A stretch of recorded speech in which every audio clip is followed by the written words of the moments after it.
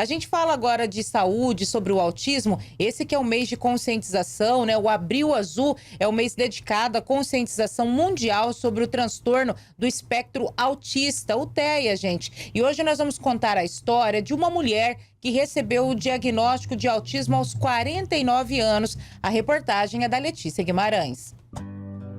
Dificuldades para entender situações sociais, figuras de linguagem e isolamento são alguns dos sintomas do autismo. São também características que costumam estar presentes no nível 1 de suporte. A professora Rosângela Fernandes demorou anos para receber o diagnóstico. Ela conta que enfrentou dificuldades em algumas situações durante a infância e adolescência. No momento em que eu estava na fase adolescente, eu já comecei a perceber umas coisas muito diferentes. Eu não conseguia me encaixar ali com as garotas da minha idade.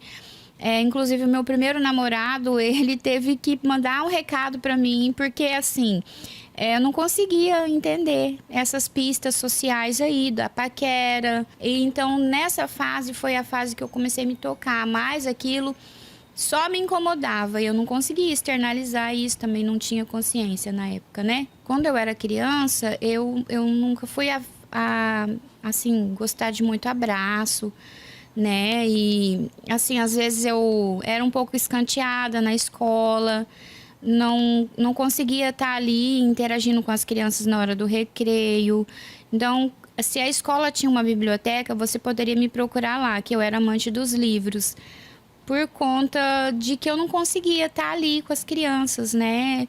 Interagindo, gostar das mesmas coisas que elas gostavam, né? Atualmente, Rosângela é formada em Letras e Artes e atua como professora há 9 anos. Ela contou que começou a pesquisar sobre o autismo por conta do sobrinho Thomas. A criança era não verbal até os 5 anos de idade e o diagnóstico de autismo nível 2 só veio aos 32 anos de idade. Hoje, com 36, Thomas é engenheiro e trabalha em uma das grandes indústrias de celulose da cidade. Rosângela explica que quando o sobrinho recebeu o diagnóstico, ela também procurou realizar o teste e disse que recebeu o apoio da família, mas não teria recebido o mesmo apoio no ambiente profissional.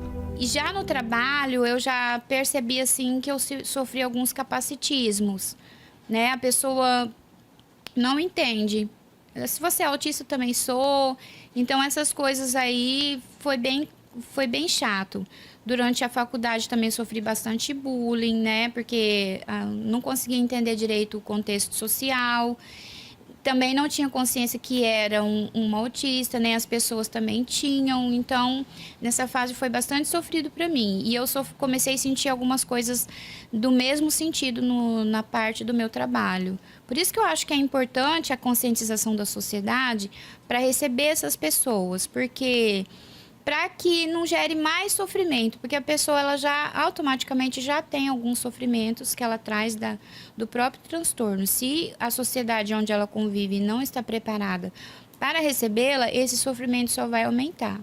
A alta quantidade de diagnósticos do transtorno do espectro autista, tanto para crianças quanto para adultos, vem gerando uma divisão de opiniões entre os especialistas. Para alguns, está ocorrendo uma banalização dos diagnósticos. No entanto, para outros, o aumento da quantidade de laudos é considerado uma conquista. Em relação aos diagnósticos femininos, houve uma mudança da compreensão médica sobre o TEA.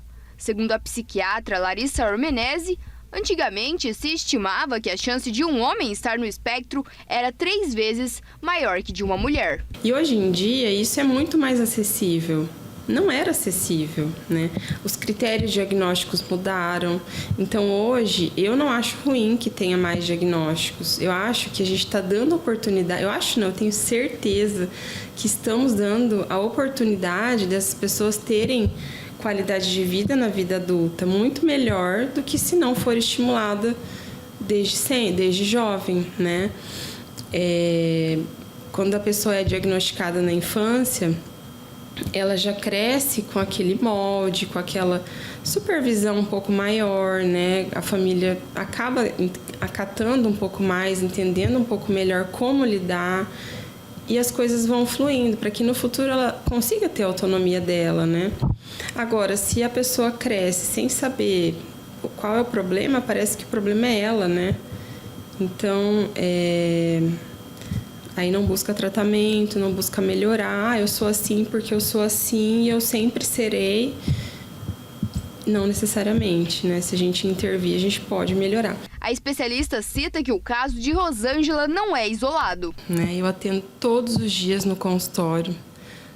Meu marido também é psiquiatra, também, infelizmente, todos os dias atende casos muito parecidos com esse, né? Mas os sintomas que a gente costuma ver nesses casos diagnosticados tardiamente são humor instável, dificuldades em manter relacionamentos, né? Impulsividade, que mais? Dificuldades na comunicação, no geral, né? Dificuldade, a gente às vezes julga como sendo uma pessoa fria, sem emoção, ou que não se emociona, mas não é que ela não se emocione, é o jeito dela não conseguir comunicar aquela sensação, aquele sentimento, né?